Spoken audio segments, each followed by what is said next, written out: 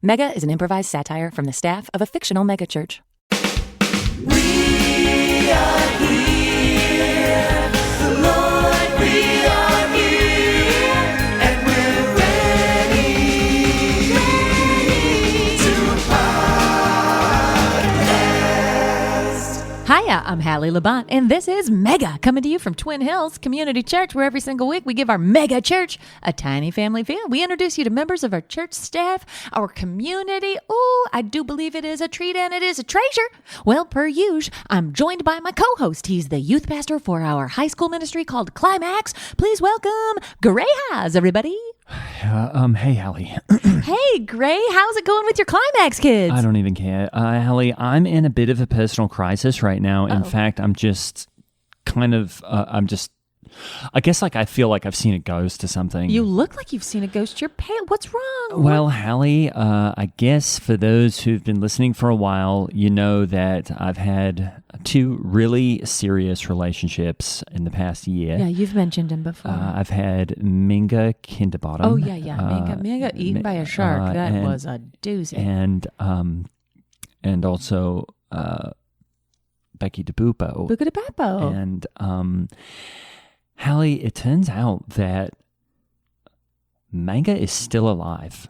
What? She survived the attack? There was no attack, Hallie. No shark, no attack? No. She faked her own death. Oh, what? Apparently, she faked her own death, Hallie. What on earth? I know. So I'm kind of freaking out because I'm finding this all out because, I had to essentially, she started contacting me at my old place. Right now I'm actually crashing at my duplex that I bought with, I'm not sure if I mentioned him, but my friend Clay Mason Bannerman. Yeah. And so she started leaving all these crazy messages at my old place. So I'm like, well, I can't go back to my condo. And so now I'm just like pretty much holed up at the duplex, and I'm just going to stay there for now because apparently Manka is back and she's alive. She was just hiding out in Mexico in like a love nest or something. Wow. And then what's crazy is that Becky DeBupo came and then she got all like jelly of everything, like my kids say. And so she's like, posting all this, trash online about how like I don't respect her and that I only like wanted to go on God's house to, basically like advance my career, which is insane. My career is amazing. So I'm just dealing with this whole thing right now with, I've got these, these 3 people like vying for my attention, 2 people? Yeah, whatever. Anyway. Well, Gray, if I may give you a word basket of encouragement, I think you're just going to have to get used to all these women being after you and throwing themselves at you because you're a good-looking man of God. I know. It's insane, Hallie. I just don't I just wish women would, kind of just stay in their lane. I don't know. Like, it basically is the guy's job to like go after the lady. And right now I'm just telling them like, hey, I'm really busy right now. I don't have time for this. Plus you faked your own death, Minka. So I'm a little bit PO'd about that. Oh, so much drama for your mama. I know. How was your week, Hallie? Oh, we had such an interesting conversation in one of our staff meetings here at Twin Hills this week because it made the news that there was a pastor of a megachurch in California who put his hands in dog poop as a, as like a teaching metaphor from the stage, in the middle of a Sunday service. And, he was talking about how our sin is disgusting to God. Yeah, and so, totally. He had to throw himself into, he said he has 2 giant Mastiff dogs and he had some Great Dane doo-doo up there on the, stage right next to his really, neat, modern looking, plexiglass pulpit up there. And he just said, how abhorrent our sin is to a perfect Heavenly Father? It's like this. And he just shoves his hands into the dog doo-doo. And in our staff meeting this week, we were kind of talking about like, now, is that embarrassing for us as Christians and as Christ followers? No, Hallie, I think that's a really powerful, I don't even think it's a metaphor. I just think it's like a pretty visceral image, especially with the plexiglass see-through, Yeah, and I just feel like, you know what? As Christians, we're all on the same team, and even if we can't pick the players wearing our jersey, we got to be proud. That's right. And then I also noticed in the news this week that there was a megachurch pastor who was requiring proof of non-vaccinated people. He said, only come to this church if you are not vaccinated, because I don't want to be a part of that whole Democratic plan. And then, of course, my son Day has to pipe in, and he says, Mom, it's pretty difficult to prove a negative. You can't prove a negative. We don't have any non-vaccinated passports. I know. I don't even know what that would look like. Maybe like a Salt Life hat or something. But then I was able to, in the same way that megachurch pastor used the dog doo-doo as a cool teaching metaphor for our sin. I said, oh, really, Day? It's difficult to prove a negative, so maybe it's pretty ignorant to be an atheist? Oh, See how I did that? love it when you own him like that. That's right. You play with the bull, you get the horns.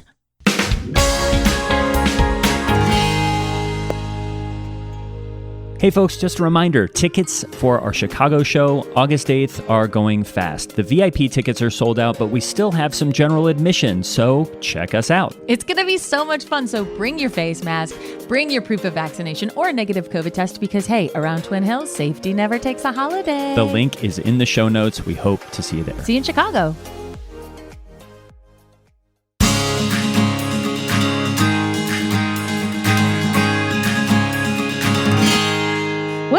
Just like Jesus leads a heavenly choir of angels, our guest today leads a choir of handbells. Ladies and gentlemen, it is Mr. Randy Sindare. Hi, how is everybody? Hey. Hey. I'm sorry, but I've got to ask, what is up with those white gloves that you're wearing? Those are really, I don't know what, I mean, they're interesting. Thank you. Well, as you guys probably know, I am the lead handbell for our handbell choir, here at Twin Hills. That is And I like to wear them just all the time. Now I've kind of gotten used to just always having them on. Yeah. Just because it may, really, once you take them off, in my mind, I'm not in the handbell choir anymore. So I just leave them on. So you leave them on 24/7. 24/7. Great. I will admit, I do put I have a hand trash bag. So when I take a shower, I put like the trash bag over my gloves. Okay. Don't want to get the gloves wet. Yeah. But I have numerous pairs of white ones and a few sparkled ones, colored ones, bedazzled ones. Oh, That wow. is so great. Like Michael Jackson, a real icon from my childhood. Now, Yeah. So you just do the thing like if you break your leg and you have to put a garbage bag around the cast to go swimming in the summertime in the pool. That's just what you do in your regular showers? Yeah. My hands are very white, real. They haven't seen the sun and probably I've been doing this job for about 13 years. So I would say at least 13. So yeah, that's really fascinating. You've not your hands haven't seen the light of day in 13 years. I mean, have you even shown them to your family or anything? No, my wife, Donna, she of course saw them in the beginning, before I became the choir leader. But, I a few rules, like I don't really eat at a buffet. Okay. I don't do buffets anymore. I used to do a lot of CC pizza. Do you guys know the CC? There's a CC pizza everywhere. Love CC pizza. Love it. I love it. So I stopped going to CC's. I just wouldn't go anymore because I found that my gloves were getting greasy and colored ultimately. Yeah. So. I mean, white, you really got to keep them clean. But I like how you put your wedding ring on the outside of the glove. That's cool.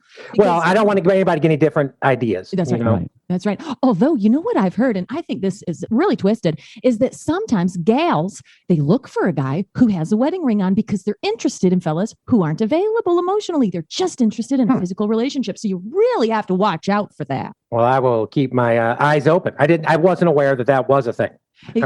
You also can moisturize your hands under those gloves, like at bedtime. And man, will you have some supple knuckles. You know what I did the other day? I was Googling eczema. And I got a little eczema on the back of my legs, like right between, right behind the knee. That little groove. Yes. That little groove. Anyway, for babies, they have this like eczema sleeve. Okay. And you can there's eczema in like a sleeve, and then you can wear it. So I started squirting some eczema cream and some lotion into these gloves.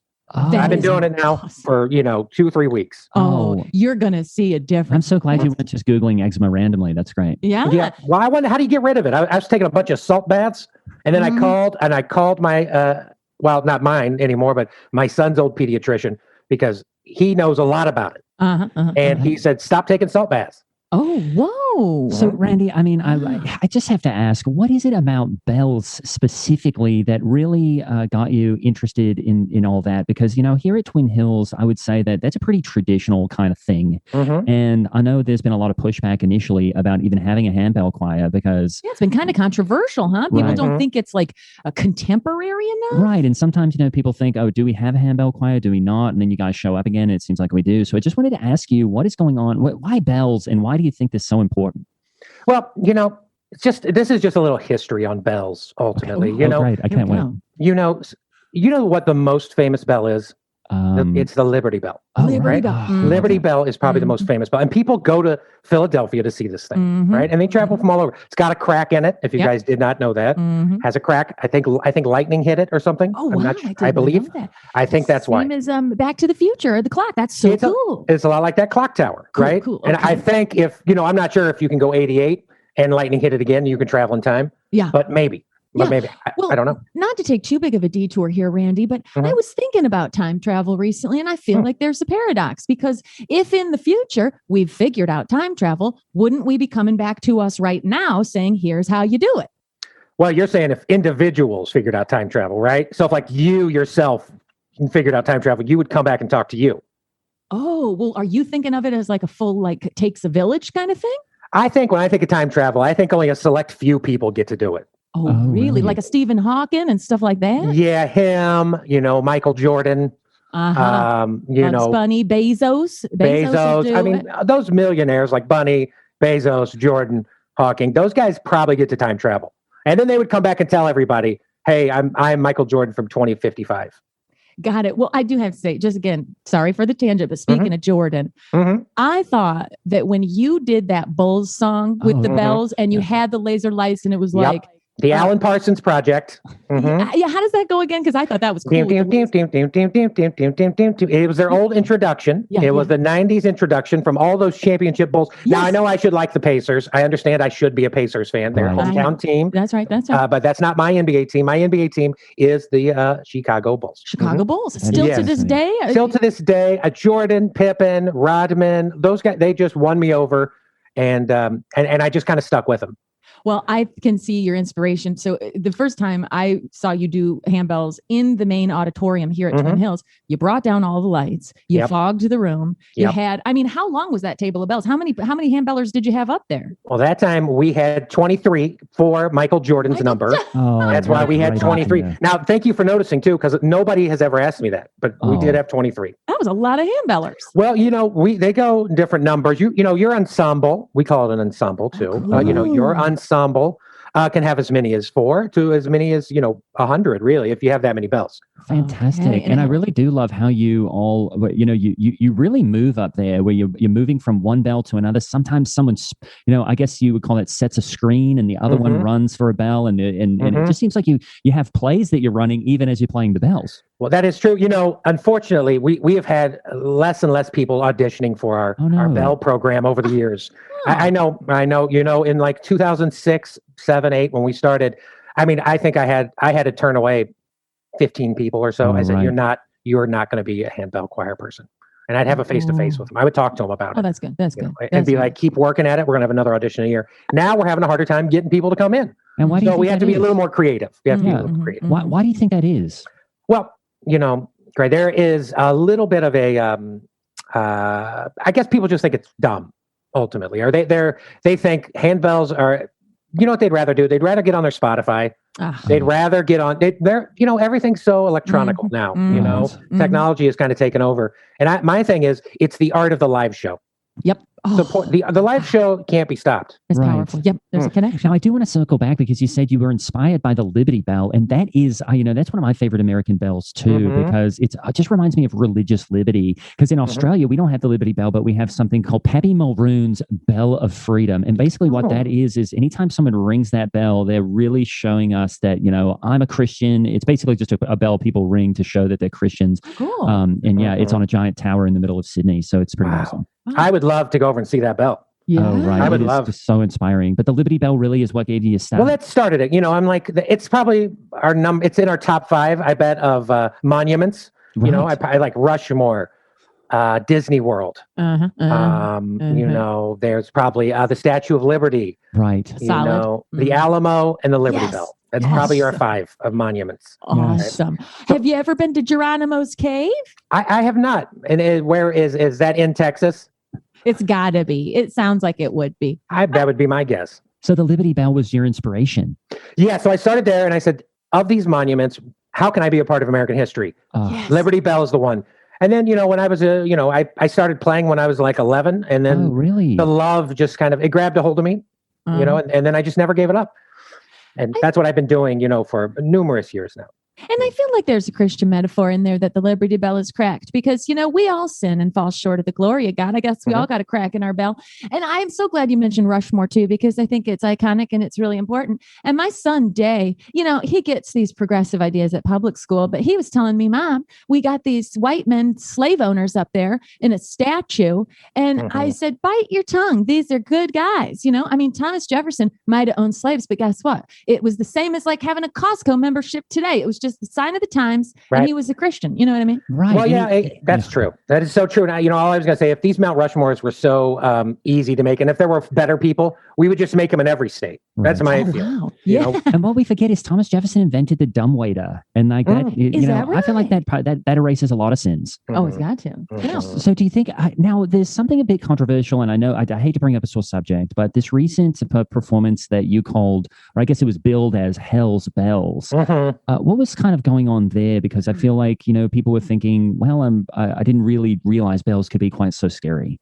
Well, great. Something I've been trying to do over the course of the last 6 months to a year is kind of update our bell catalog. Right. With a little more modern songs, right? And songs that I feel will get some more people involved in the handbell ensemble. Okay. Yeah. So, we've been working on AC/DC's Hell's Bells.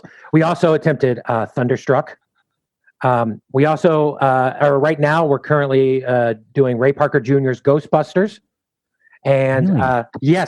Yes, because I believe there's a new Ghostbusters movie coming out within the next year or two. Oh, okay. Awesome. And so what I'm trying to do is get us to maybe play at the movie premiere. Awesome. Okay. So I with hope the the group. new Ghostbusters doesn't have a bunch of gals in it because that doesn't make a ton of sense, does it? I didn't get it. I didn't get it. I'm like, who are these people? That was my main question. Yeah. I didn't know them. Yeah. Oh, you didn't recognize the actors? Or I'd never seen them before. Oh, really? I think know a few of them have been in things, haven't they? No? And I just didn't believe that ghosts would be scared of a couple of gals. Well, yeah. No, you're not wrong. Like they're ghosts, right? Yeah. They're stronger than women. Yeah. Right. Yeah. And And I think women like jump up on the counter if there's a mouse. Right. And I think, that catchphrase, ain't afraid of no ghost, doesn't really make sense if you're a lady saying that. It doesn't ring true. Oh, Thank you. that is See, really that's good. That's good. And just to circle back to AC/DC, because I remember this when I was coming up in high school, I always learned that AC/DC meant Antichrist Devil Church. And Really? my son Day, he was like, no, Mom, it's an audio thing with you have the AC and the DC wires making sound or something. I think Is that that's right. I believe that's right. I always thought it was after church, dad church. Oh, And that- what's and after so church, dad church? Does that I something didn't know. I was like, nobody ever told me that it was anything else. So I just assumed it was after church, dad church. Oh, that's cool. Are you a dad? I am. I have one son, Murray. great. Oh, and have you gotten him into the bells? Murray won't do it. Oh, really? He won't do it. He doesn't think it's cool. So also I'm going to show him. No. Oh, Yeah. Well, did he see the Hell's Bells? He did. He said it was garbage. Oh, no. And I was like, Murray, he's 15.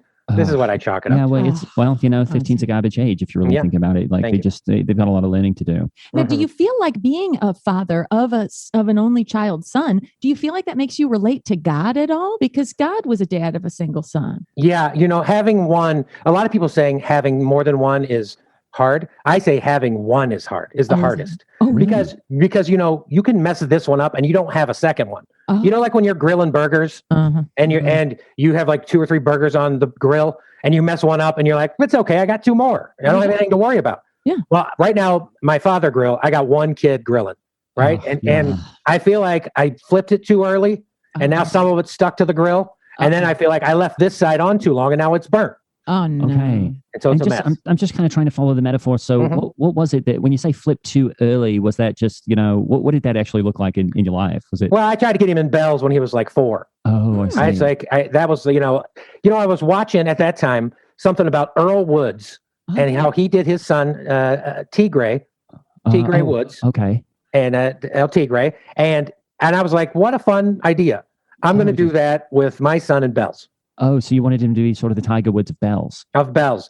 And he, you know what? At 4 years old, he took to it quickly. But at 5, he was burnt out. Oh, So that's the flip. I flipped him too early. Yeah. Maybe he was hard. I wanted him to hold the biggest bell. Yeah. What I call the English bell. That's the biggest one. The English bell has the leather on the end. Oh, yeah, I that's see. cool. Mm-hmm. Why do you call it the English bell? Just Well, because it originated in England. Oh, okay. And so I just follow, that's the English bell. So the English bell is the big one with the leather strap is the key. That's really cool. on the English bell. I guess we all originated in England if you think about it.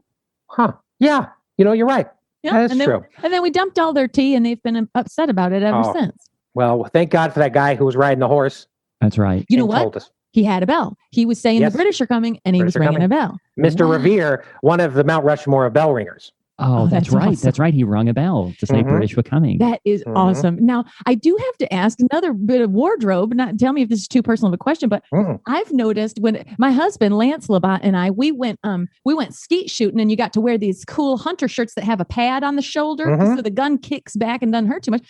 Is that what has Donna sewn pads into your? What is that? Your each breast there in the front. You got a pad. Is that were you hitting yourself too hard with the bells? I would whack them back, right? So then you whack them against your body, and that's how you get different. Now that one, there's different moves, right? Like that one, you do the whack, and then you want to do the knuckle across the bell. Okay. So that it gives you a different sound, right? And so, to answer your question, first off, I was bruising my chest at a pretty regular rate, right? Whoa. So then I had Donna make some pads, and then I don't know if you can see it, but there's a little bit of a Velcro here. Yes. And so I can take the smaller bells and latch it onto my shirt. And so then I can have like two bells up on my chest, and then I can grab 2 bells, put those bells down, grab the bells off my chest. That is such a good idea. What great design. And I do remember, I guess it was last year when you did have she was a really small woman. I guess she hit herself with that English bell, and it seemed like she broke a collarbone right there on stage.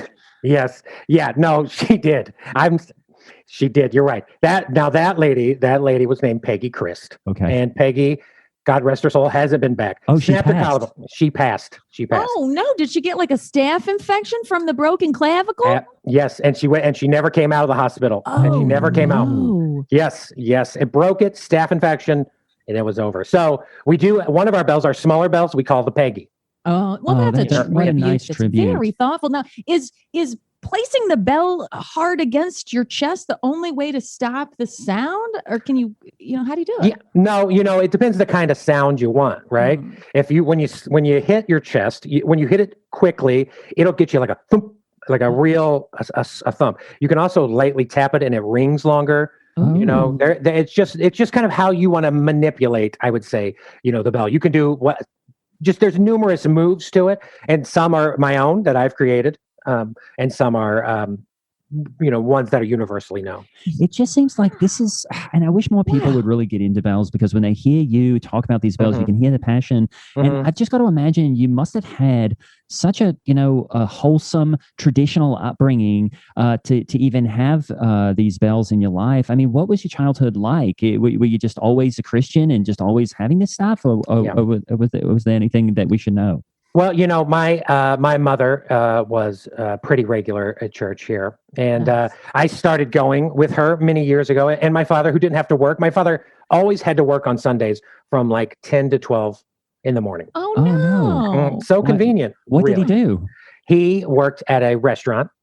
He was a waiter at a restaurant. Just from 10 to 12? Oh, was it sort of a brunch church hours? It's kind of a brunch place, and he was all at church hours. So depending on if we go to the early morning service, he had to work from 7 to 10. If we had to go, if we went to the second service, he would go. He would go then. So now I believe what he was doing was getting in his car and just driving around for a couple hours. Oh no! And he just wasn't into it like my mother was. So I would go with her, and I got to tell you, I kind of took to the bells quickly.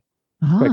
I saw them at such a young age, and there was a guy named Tommy Dewey, and now he's passed, and he was, I know we talked about this gentleman already, but he was the Michael Jordan of the handbells. Really? For us. Really? Oh my gosh. This was in the early 80s. And his hands were so big. He had huge hands, Tommy did. And Tommy could hold like 3 or 4 bells in each hand. Whoa.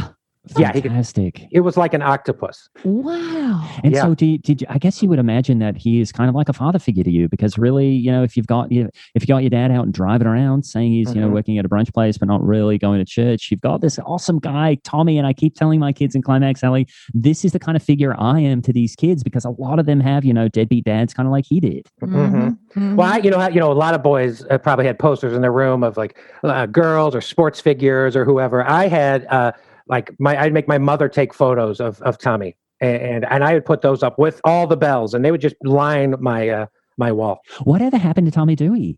I believe Tommy had a jet skiing accident. Oh no! Out on the pond. Really? Here on campus? Oh, I heard here on about campus. that. Oh, Yeah, really? I think he had a booze problem. Oh no! Yeah, being a really efficient handbell player takes a toll. Because you feel like you're probably not as important as, the organist, the piano, the choir, the reverend, those people. These true artists, they really seem a little bit tormented souls, don't they? If you're really an artist, there's a real darkness there. And I'm so sorry for Tommy Dewey, your loss and all that. But you know what? I bet when you get to the pearly gates, Randy, Tommy Dewey's going to be waiting there for you. Oh, I hope so. I hope he's got 8 bells in his hands. That's right. He will. Just ready to play them out. Oh, what an that is image. so awesome. And I just think, you were saying we're entering a real sad era of humanity where all the kids are on their devices and everybody's locked onto a screen and they just want to be alone and play their Twitch games or whatever. And here you're fostering community. You said it with the word ensemble. You said handbell choir is an ensemble. And I just think that is very God honoring, because in that type of close-knit community, you can keep each other accountable. You can, keep each other on your prayer lists, and you can say, hey, we have a standard for handbell choir members for sexual purity, for a purity of your mind, and all of that. You can be like Gray does with some of his teens. They're accountability buddies. That's right. Well, that's why I'm trying to take our handbell choir into the 21st century. Ooh, right? yeah. I'm trying to get these kids and to get some interest, to get them off their phones, and to get them away from their Switches and their Xboxes and their PS18s and whatever they're playing, Right. And I'm trying to update our song list. So that's why we did Hell's Bells and Thunderstruck and Ghostbusters, and that's why we're adding in. We're going to add in the Toto from Africa. That's cool. I like that love song. that song. That's a great song. I bet I'm not to get me away from me. And that's why those songs you got to hear which songs sound, have the important, bell, has the important bell. Okay. So another one is the Phil Collins song Into the Air. Love tonight. it. That drum, do, do, do, do, do, do, Yes. do, do, do, do. That we do that part with our handbells. I just love that you're choosing these songs that I wouldn't say are current, but are definitely classic and iconic. Because, have you ever thought about doing anything even from the last 20 years? We're going to have, I have, but, we do have coming up, we were trying to play at least twice a month. And so I know we have El DeBarge night, where we're doing all El DeBarge songs. And then we have a handbell choir, which is all Lionel Richie songs. Okay. And then I think we have a Bengals night as well. So those are kind of our next 3 nights, of the next month and a half. That's so cool. That is so great. And I think, I think you've just got to be careful, because sometimes, songs like that, not the Bangles, of course, but like Lionel Richie, even just the melodies are very sensual. And I think sometimes, like, even when I'm programming Climax, I've got to make sure that those sounds even aren't getting my kids thinking, impure thoughts, but are still getting them, worked up in a way for Jesus and Christ specifically. Lionel Richie is very erotic. It is just awesome. This kind of like, you're bringing such a Christ-centered focus on secular songs that we're just repurposing, and it would just be awesome if even because I don't think I've known a single one of these bands that you've said, so I'm just wondering if even something a little more current would really start to resonate, because you said you want to update you say you want to update the bells, but it just seems like maybe these are just a little bit on the cusp of being a part of history or something. Maybe, that's a good idea. I did have this idea a couple days ago. I don't know if you guys heard, but there was a passing of Biz Markie. Okay. And so I thought, what we should do? We're going to play his So You Say You're Just a Friend song. Okay. Oh, baby, ding. Yeah. Still You got what I need, Ding, ding. But you Awesome. say he's ding a friend, ding. You say he's ding a friend. Oh, ding, ding, do. Oh, Yep. Yeah. Yeah. Now, mhm.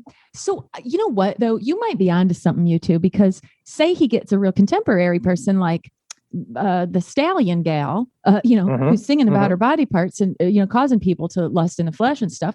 It might really cause people to have sexual stumbling blocks from handbells, and it makes me want. I don't think that has ever happened, Hallie. There's just no way. But I'm sure you've considered it, Randy, that and I wanted to ask, what do you typically do with your body when you're playing handbells? Because I know that a lot of times rock and roll, just in general, it makes people start moving their hips so Yeah. much. And the reason that's sort of frowned upon in the Christian community is because you might shake your hips so hard, you inadvertently insert yourself inside somebody else. You know what I mean? And then, Mhm. so is it kind of like Irish dance where you have to keep everything, stiff and still from the waist down, or Mhm. what's the proper stance? Well, I like to tell everybody. Well, first off, we all keep our pants on there and shirts on during this underneath thing. the robes. Underneath there's no jokesters, right? And because I do a robe check before we go out there, I will open everyone's robe.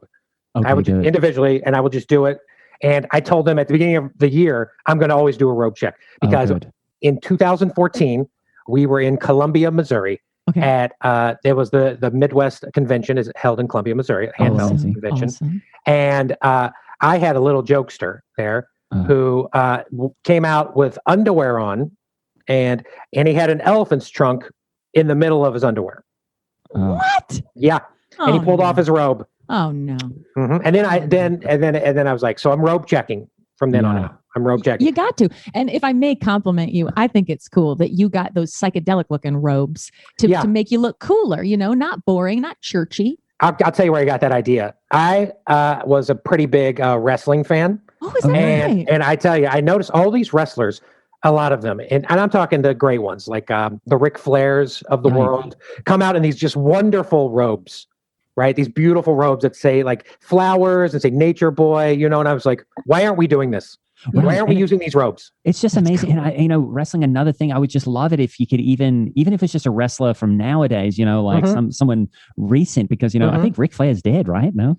I don't know anymore. I kind of, I haven't caught up as much, but I think he almost died. And then I think he's still alive. He's unkillable. Oh, But, him, Hulk Hogan, Junkyard Dog, those are the guys that I reference with the choir a lot. That's great. It is amazing because, your references are like, even I always know when you're in the parking lot because you drive that Chevy Lumina that you've even painted the bell on the side because it's kind of the shape of a bell. And that thing must be from like 90 or something. I think I got it in the late 80s, early 90s. That's where I picked up. And that's the Bellmobile, right? So we drive that, and we drive that to all the, there's contests and conventions, and it only plays, it has a speaker system that goes outside the car, and we'll play our bell music on our way to these places. What a way to witness. Now, when you go on these conventions and stuff, do you do a room check? Because what if these bellers are, sneaking into hotel rooms and whatnot? Well, it is because, the Olympics, I always think of the Olympics, and I don't know if you know this about, like the village, the athlete village that they all live in. No. Very similar to the Bell Village. Oh, really? When we stay in a hotel. wow. It gets pretty rowdy. People I don't know what everybody's doing. It's the one weekend where I say, hands off Friday and Saturday. You show up and perform. That's all I care about. Oh, right? wow. So, if you stay up till 11 or 12, we normally have our morning call is like 7:30, and that just be there at 7:30.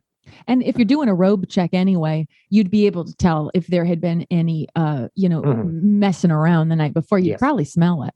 You could smell it. And Hallie, I wanted to answer the one part of your question. You were saying, do you keep it stiff? Is it Irish dancing? Right.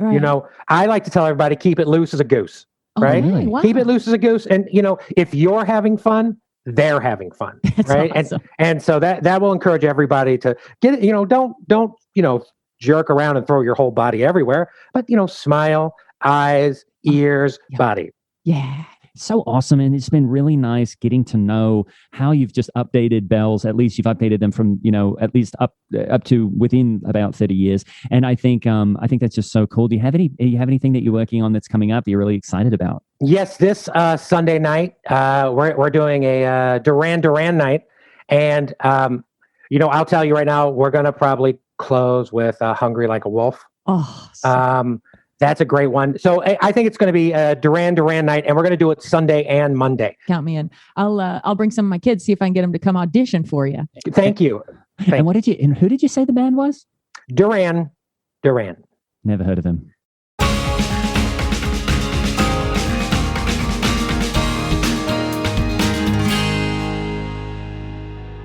Randy Sindare was played by the incredible Andy St. Clair. You can follow him at St. Clair Andy. I'm Holly Laurent playing Hallie Labont, and Gray Haas was played by Greg Hess. Follow us and Mega the Podcast on Twitter and Instagram. And if you really want to get out of hell free card, support us on Patreon. The link is in the show notes.